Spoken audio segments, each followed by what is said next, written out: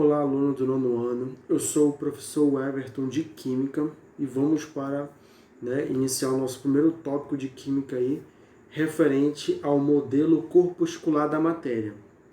Bom, o que se trata o modelo corpuscular da matéria?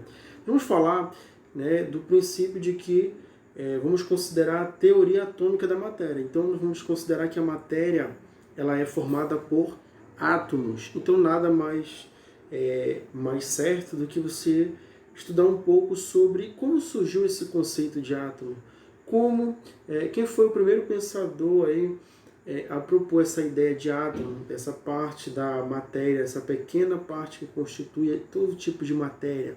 Então vamos dar início ao estudo do átomo e principalmente as teorias atômicas. Então vamos à primeira ideia do seguinte, nós vamos ter um pequeno resumo aí sobre a evolução dos modelos atômicos. Então aí você tem um apanhado geral de como surgiu todo o desenvolvimento aí até a teoria atômica atual, o que nós conhecemos e o que consideramos sobre o átomo na atualidade.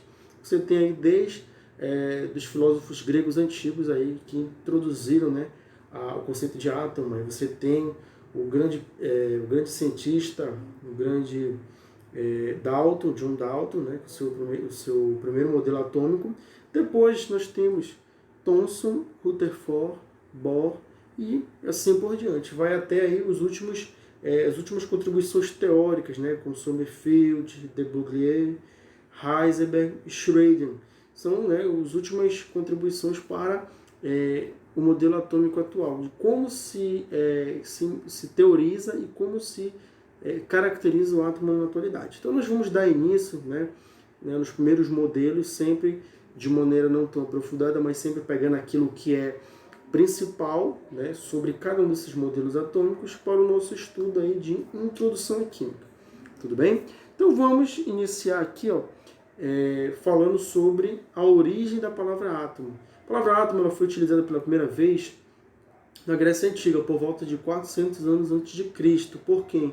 Por Leucipo e Demócrito. A gente costuma dizer mais que foi Demócrito que introduziu, um filósofo grego, acreditava que todo tipo de matéria fosse formado por diminutas partículas que denominou de átomos, sem divisão. Então, lá do grego, átomos significa sem divisão, ou não divisível. Acreditava-se que tais partículas representavam a menor porção de matéria possível, ou seja, eram indivisíveis. Esta ideia não pôde ser comprovada por Demócrito e seus contemporâneos. Ela ficou conhecida como primeiro modelo atômico, mas de caráter filosófico. Não tinha a comprovação experimental, a comprovação pelo método científico. Tudo bem? Então, ele pensou o seguinte: se eu tiver uma porção de matéria, eu começar a dividir essa matéria em pequenos pedaços, e cada um desses pedaços eu for dividindo cada vez mais. Ele imaginou que ia chegar um momento em que essa menor parte da matéria que fosse dividindo, ela não chegaria a um ponto que ela não seria mais divisível. Então ele denominou essa menor partícula, essa menor parte de átomos, não conseguiria mais dividir. Então até hoje nós utilizamos esse conceito, essa palavra átomo. Tudo bem? Então aí só para reforçar que a teoria atômica da matéria surgiu a partir daí, por Demócrito. Então ele já teorizava que a matéria era constituída de uma unidade básica, chamada de átomo, uma estrutura que ia formar qualquer tipo de matéria. Tudo bem? Então aí só um pouco sobre a epistemologia da palavra átomo. A vem de não, tomo, partes. Teoria baseada em especulações, tudo bem? Só que aí, tempos depois, anos depois, precisou-se, teve a necessidade de se melhorar esse conhecimento, essa teoria sobre a matéria, e veio então, em 1808, já muito tempo depois, com John Dalton, conhecido aí como Dalton. Dalton propôs a teoria do modelo atômico. Então ele já teorizou, ele tentou propor um modelo, uma representação, um tipo de forma como nós poderíamos considerar que seria esse átomo. Tudo bem? Então Dalton propôs uma teoria onde o átomo é uma minúscula esfera maciça, impenetrável indestrutível, indivisível e sem carga. Tudo bem? Todos os átomos de um mesmo elemento são idênticos. Seu modelo atômico foi chamado, né? Então, devido a ele dar essas características para o átomo, esse modelo atômico ele foi conhecido como bola de bilhar, né? Então, observe que na imagenzinha do canto baixo, inferior, traz a bola de bilhar aí, né, como uma esfera maciça, não é oca, maciça e indivisível. Então, consideramos que esse modelo ele traria um átomo indivisível. Então, ele continua com aquela ideia de indivisibilidade para o átomo, assim como lá nos conceitos de quem? De Demócrito, lá no seu conceito, na sua teoria. Tudo bem? Então, ele elaborou todo um estudo, então ele utilizou o método científico para explicar esse primeiro modelo do átomo, essa primeira forma de representar o átomo, né, conhecida aí como modelo atômico de Dalton, e teve também suas propriedades. Quais eram as propriedades do átomo segundo o modelo de Dalton? Ele diz assim, átomos de elementos diferentes possuem propriedades diferentes entre si. Tá? Então, digamos que ele já introduziu um pouco aí o conceito de elemento químico. Cada elemento químico possui um átomo com determinadas características.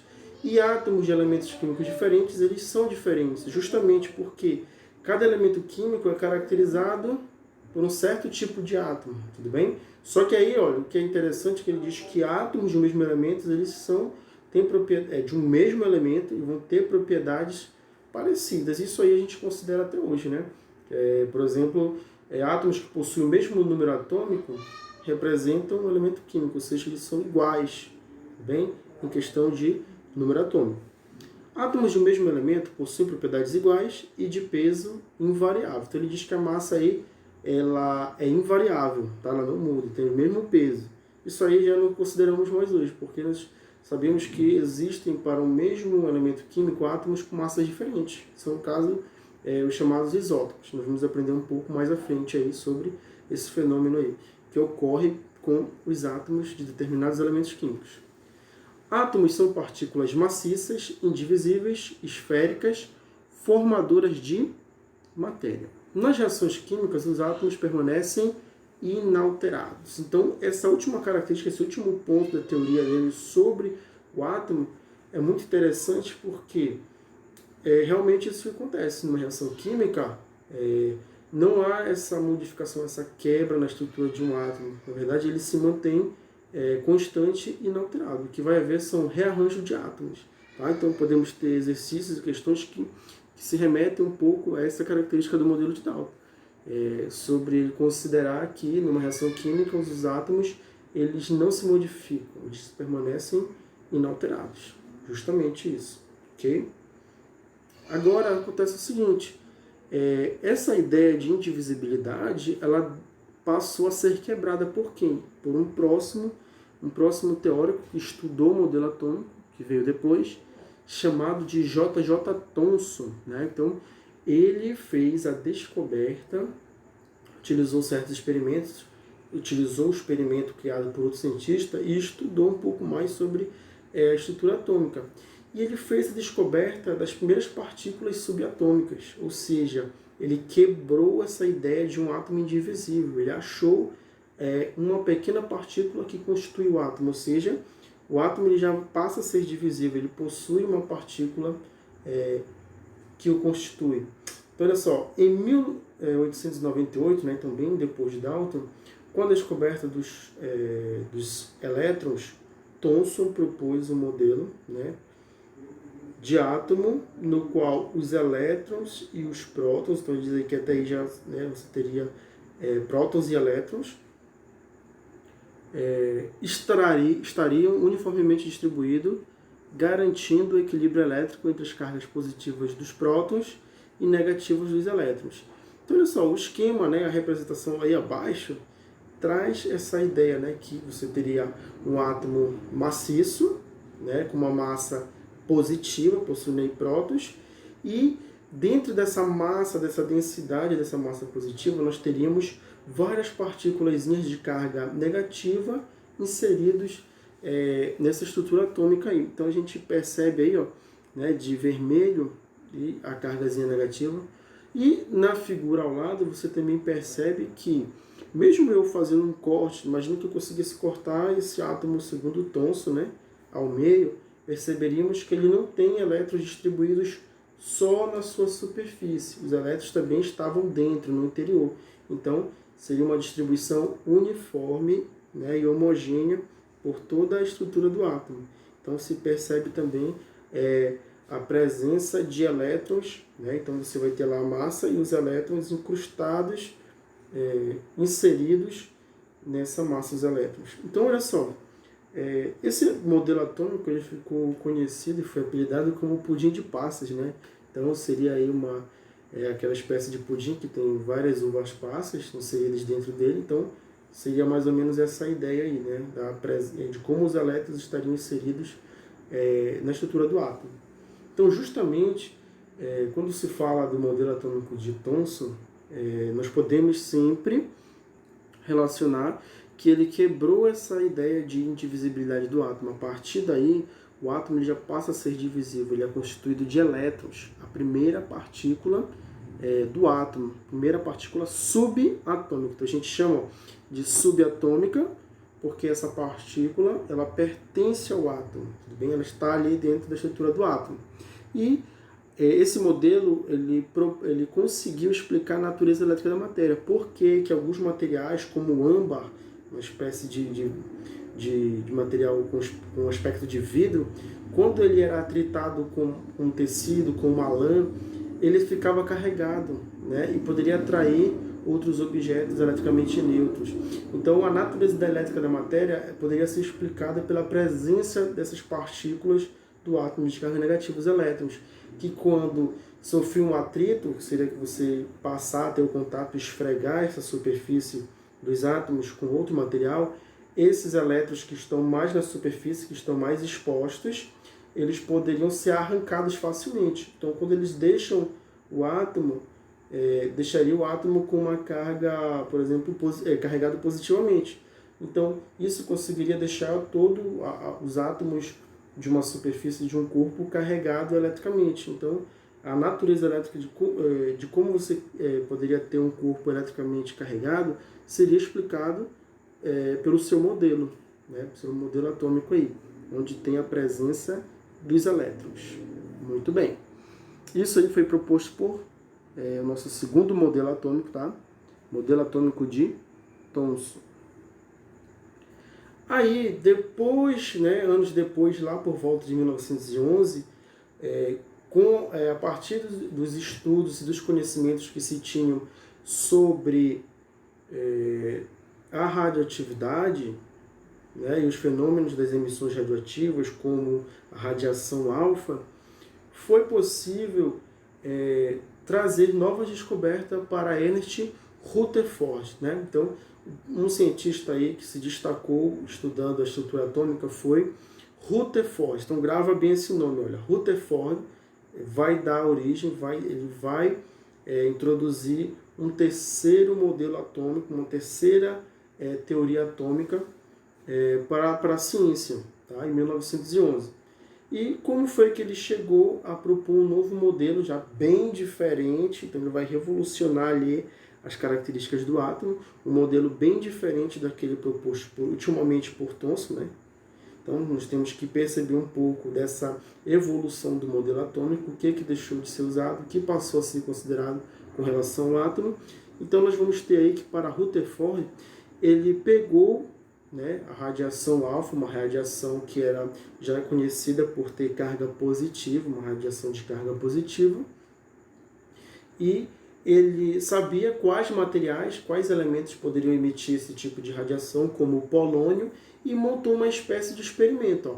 Então, Rutherford ele fez o chamado bombardeamento ou espalhamento de partículas alfas sob uma lâmina de ouro muito fina, né? E, como diz aí no texto, cerca de 0,001 milímetro, né? Com partículas alfa emitidas pelo polônio, contido num bloco de chumbo. Então, o desenho que você vê aí no slide, né? Então você teria o seguinte, que ele vai ser formado, né? Esse experimento, ele vai ser formado por o conjunto lâmina de ouro, né? Essa fina lâmina aí está aí no esquema, dizendo aí lâmina de ouro. Você teria a caixinha de chumbo, né?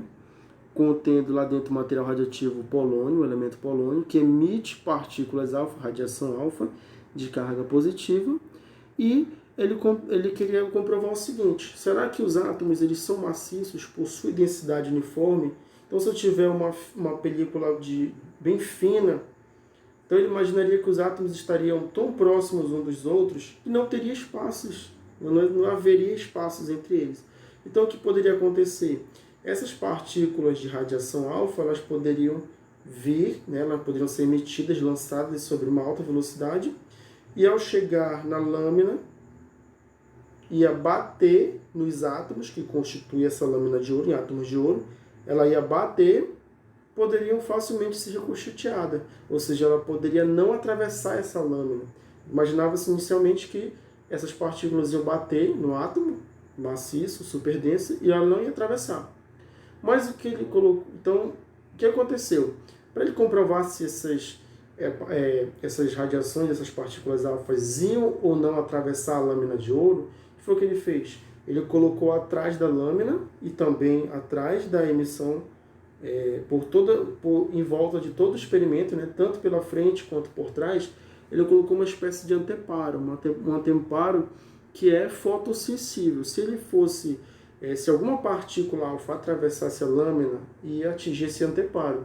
E ao atingir esse anteparo, o que ia acontecer? Ele ia revelar manchas, espécie aí digamos assim, de pequenos pontos onde tivesse contato com essa partícula alfa. Tudo bem? Então esse anteparo ele é fosforescente ou luminescente, ele vai revelar a interação ou não. Então, sendo assim, ele colocou o experimento em funcionamento, né? Ele colocou essa caixinha com um orifício, então era por através desse orifício na caixinha de chumbo que passava as partículas que o polônio ia emitindo, as partículas alfa. Então ia espalhar, chamado de espalhamento de partículas alfas. E até a emissão radioativa, né? A radiação alfa são pequenas partículas que possuem massa e carga positiva. Então elas vinham. E qual foi a observação dele com relação a esse bombardeamento, né? Esse lançamento de partículas contra essa lâmina de ouro, né? Constituída de vários átomos de ouro? É justamente isso aqui, ó. Vamos ver no próximo slide. Então as linhas aí representam a trajetória das partículas alfa. Então Rutherford verificou que muitas partículas alfa atravessavam a lâmina de ouro sem sofrer desvio, e poucas partículas alfa sofriam desvio. Como assim? Então a gente percebe o seguinte, ó, a maioria passou direto, como se não tivesse tocado em nada, como se não tivesse, não existisse ali átomos densos e maciços, passou direto, e alguns poucos desviaram a trajetória. Então olha só aí no esquema aí da radiação, das partículas, algumas foram desviadas para cima, outras desviaram para baixo, mas foram bem poucas em relação às que passaram direto. Teve algumas também que até bateram e voltaram para sua trajetória anterior, voltaram para trás, digamos assim, né? Então bateram e tomaram aqui, ó, a trajetória contrária, foi para trás. Outras passaram direto, sem sofrer desvio, e outras passaram como se tivesse batido de raspão em alguma coisa e desviaram. Nesse caso, aproximando aqui um pouco mais, ó, então mostra aí a relação: bateu em alguma coisa, desviou, outras passaram sem bater em essa alguma coisa, e outras bateram nessa região central aí, nessa parte densa, e tiveram retorno, né? Bateram e foram em direção para trás. E justamente o que foi, onde foi essa região especificamente onde essas partículas bateram? Foi justamente no núcleo. Então, a partir dessas observações, quais foram as conclusões de Rutherford, né, através desse experimento, com relação à forma, à estrutura do átomo? Vamos lá. É agora que ele começa a dinamizar o seu modelo atômico. Então, ele disse assim, ó, a maior parte do átomo deve ser vazio. Ele é constituído de uma... Falou no modelo de Rutherford, na teoria atômica de Rutherford, temos que lembrar que o átomo é constituído de uma região né, um grande espaço vazio entre aspas, porque nesse espaço é onde estão contidas as partículas de carga negativa, os elétrons, tudo bem? Segundo ponto da sua teoria aí, da sua observação experimental. Nesse espaço que era vazio, ele denominou de eletrosfera. Então, olha só a palavra aí que vai ser introduzida, essa região, essa parte do átomo chamada de eletrosfera. Deve estar localizado quem? Os elétrons. Então, lá não é totalmente vazio. Lá na eletrosfera, eu vou ter quem? As partículas negativas chamadas de elétrons. Deve existir no átomo uma pequena região onde está concentrada sua massa, praticamente a parte mais densa, toda a massa do átomo, que ele chamou essa região central. Então, você vai ter a eletrosfera, a região aqui, ó, periférica, essa região central, chamada de núcleo. Então, é no núcleo que nós temos a presença da massa, onde vai ter, né, a densidade do átomo. E a região de grandes espaços vazios, que é onde não está o elétron, tá? Que é chamada de eletrosfera. Então, olha só, para ele, o átomo é formado de quê? De núcleo. O núcleo do átomo deve ser positivo, então lá vai estar contido prótons, partículas de carga positiva, provida de massa. Tá? A gente considera que os elétrons são partículas desprovidas de massa, o que provoca uma repulsão das partículas alfa. Quem são as partículas alfa? São partículas radioativas emitidas por alguns elementos e têm característica de carga positiva. Então, nós sabemos, né, pelas leis da física, aí, que cargas elétricas de mesmo sinal, por exemplo, positivo com positivo ou negativo com negativo, apresentam aí uma interação de repulsão. Então, se eu aproximar duas cargas positivas, elas vão tender a se repelirem entre si. Ó. Então, a força é de repulsão. Tudo bem? Então, ele conclui isso, ó, que o átomo é dividido em núcleo e a região periférica eletrosfera. E quando as partículas alfas batiam nesse núcleo, que também era carga positiva, poderiam ou desviar, né, através da força de repulsão, ou elas poderiam ser ricocheteadas no sentido inverso. E se elas passassem bem longe do núcleo, elas não sofreriam desvio. Tudo bem? Então, aqui para Rutherford, segundo esse modelo de Rutherford, o átomo é dividido em duas regiões. Vamos lá? Núcleo e eletrosfera. Onde está concentrada a massa, praticamente toda a massa do átomo? No núcleo, nessa região central. Tudo bem? E a região de grande espaço vazio, a eletrosfera, que contém quem? Os elétrons. Então, ele dizia que os elétrons eles descreviam órbitas ao redor desse núcleo. Né? Então, estavam ali em movimento, orbitando, né? Girando em torno do núcleo, muito parecido com o nosso sistema solar, onde nós temos a estrela, o Sol, no centro, e os planetas orbitando o quê? Em volta desse núcleo aí. Então, nesse caso, o modelo atômico de Rutherford foi apelidado de sistema planetário, né? Muito parecido com o nosso sistema solar, contendo lá a região central, núcleo, e os elétrons em órbita desse núcleo. Então, nós temos a representação abaixo aí, ó, do modelo atômico de Rutherford, né? Então, tendo lá o núcleo e a eletrosfera. Os elétrons ocupando a região da eletrosfera, e lá no núcleo a presença de quem? Dos prótons. Então, essas representações aí vão indicar esse terceiro importante modelo atômico, modelo de Rutherford. Tudo bem? Então, fiquem atentos à próxima aula, nós vamos continuar falando desses modelos atômicos. Então, nessa aula de hoje, né, nessa aula de agora, nós falamos aí sobre o conceito de átomo, né, que seria a parte unitária, tudo aquilo que forma matéria, né, menor parte constituinte da matéria, e começamos a estudar como seria a estrutura desse átomo. Então, eu falei, além do conceito de átomo, o primeiro modelo atribuído, né, a John Dalton, modelo atômico de Dalton. Falamos do modelo atômico de Thomson e do modelo atômico de Rutherford. Tá? Então, paramos aí nesse terceiro modelo atômico e vamos falar de mais um na próxima aula, que é o modelo atômico de Bohr. Né? Ver aí depois dessa teoria estudada. Então, muito obrigado por nos acompanhar até aqui, tá? Então, até a próxima. Tchau!